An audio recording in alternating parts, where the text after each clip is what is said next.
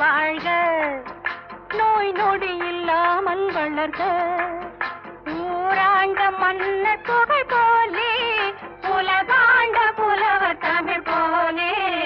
பெரிய ஆஸ்பத்திரியில் ஒரு நாள். அனுபவங்களை சொல்லுபவர் ஷோ சண்முகசுந்தரம், கோவையிலிருந்து. நோக்கம் முழு உடல் பரிசோதனை. கட்டணம் ரூபாய் 250 மட்டுமே.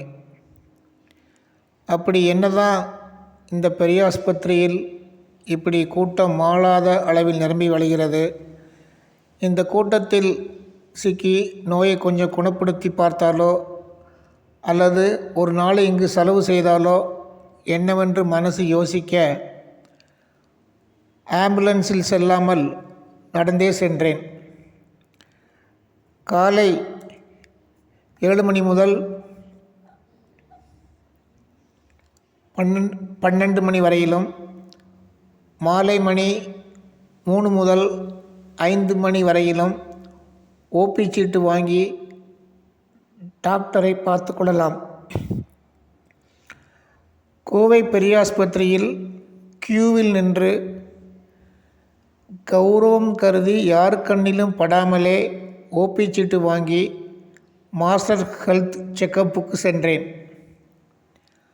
அரசாங்க மருத்துவக் கல்லூரி மருத்துவமனை முதல் தளத்தில் 19ஆம் எண் கொண்ட அறையில் முழு உடல் பரிசோதனை கூடத்திற்கு சென்றேன். அங்கிருந்த செவிலியர் அன்புடன் வரவேற்று 2 நாள் கழித்து வாருங்கள் என்று தேதி குறித்து கொடுத்தார். அப்போது தாங்கள் காலை 7:30 மணிக்கெல்லாம் ஒன்றும் அருந்தாமல் காலி வயிறுடன் 1 லிட்டர் தண்ணீர் பாட்டிலுடன் வந்து சேர வேண்டும் என்றும் கூறினார். குறிப்பிட்ட தேதியில் கிளம்ப தயாரான போது குற்றால மலை போல் சாரல் பெய்து கொண்டிருந்தது. 10 வருஷமாக பாதுகாத்து வந்த காய்லான் கடைக்கு போக லாயக்கில்லாத ஒரு தலைக்கவசம் என்னுடன் பயணம் செய்து வந்தது. அது இன்று பார்த்து எங்கு தொலைந்தது என்று தெரியவில்லை. இவ்வளவு டென்ஷனுடன் இருசக்கர வாகனத்தில் சென்றால் பிபி எகிரிவிடுமே என்று பயந்து அதனை கூல் செய்துவிட்டு அரசு பஸ்ஸில் பயணம் செய்தேன். சரியாக 7:30 மணிக்கு மாஸ்டர் ஹெல்த் செக்கப் அறைக்கு வந்து சேர்ந்து விட்டேன். மேற்படி செவிலியரும் சரியான நேரத்திற்கு வந்தது அதைவிட ஆச்சரியம்.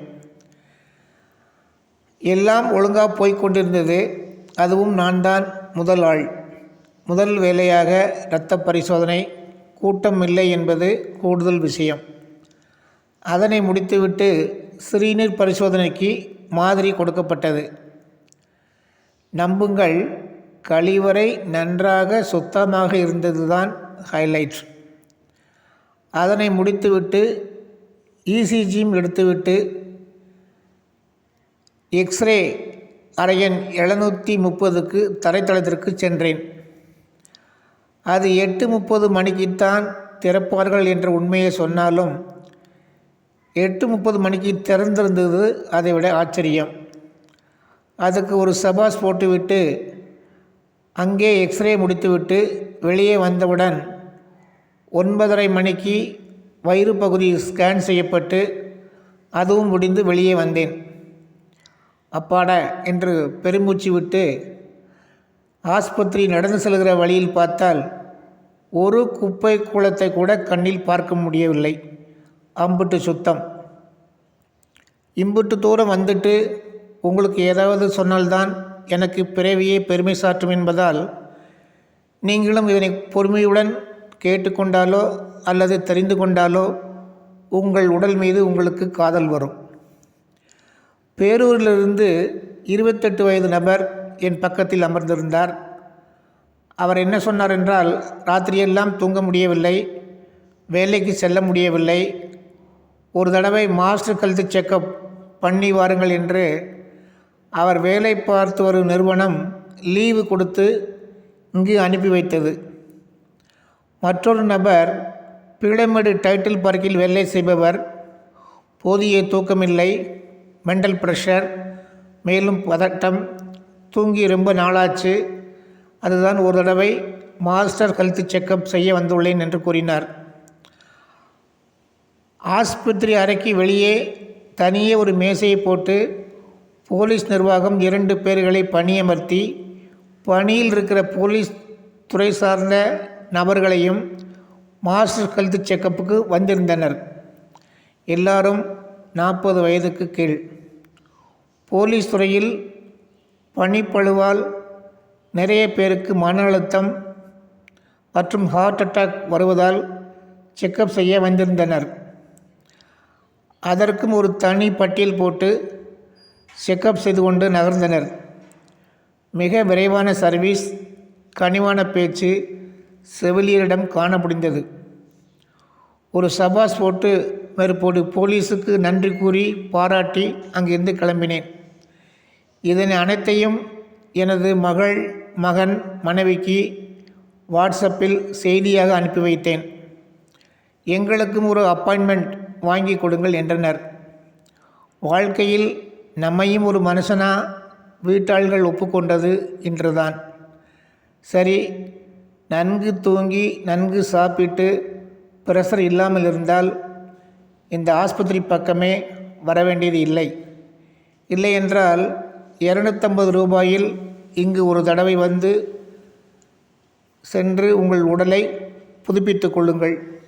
கூடவே உங்கள் மனசையும் உங்கள் ஆயுளையும் தான். 2 நாட்கள் கழித்து மெடிக்கல் ரிப்போர்ட் வாங்க நம்மை மேற்படி அறை எண் 19க்கு வர சொல்லியிருந்தனர். திங்கட்கிழமை வாரத்தின் முதல் நாள். தீபாவளி கூட்டம் போல் நெருக்கடியான மக்களை காண முடிந்தது. அப்படியே ரிப்போர்ட் ஃபைல் போட்டு தயாராய் வைத்திருந்தனர். நீங்கள் டாக்டரிடம் நேரடியாக சென்று ஃபைல் காண்பித்து உங்களுக்கு வேண்டிய மருத்துவ ஆலோசனைகளை கேட்டுக்கொள்ளலாம் என்று கூறினார் செவிலியர். எல்லாம் நார்மல், உங்களுக்கு ஒரு பிரச்சனையும் இல்லை, ஆல்ரைட் என்று கூறி சந்தோஷப்படுத்திவிட்டார் டாக்டர். 62 வயதில் ஒரு நோய் கூடவா நம்ம மேலே பாசம் இல்லாமல் போய்விட்டதே என்று மனசு சொல்லிக்கொண்டாலும் ரிப்போர்ட் பார்த்து மனசு கொஞ்சம் தெம்பாகவே இருந்தது. இந்த டாக்டர் கொடுத்த தைரியம், ஊக்கம் வீட்டில் உள்ள மற்ற நபர்களுக்கும் ஓபி சீட்டு வாங்கி மெடிக்கல் செக்கப்புக்கு தயாராகிவிட்டோம். நோயற்ற வாழ்வே குறைவற்ற செல்வம். நோய் நாடி நோய் முதல் நாடி அது தணிக்கும் வாய் நாடி வாய்ப்பை செயல் என்ற வள்ளுவரின் குரலை அசை போட்டு மருத்துவக் கல்லூரி மருத்துவமனைக்கு நன்றி கூறிவிட்டு கிளம்பினேன். நன்றி, வணக்கம்.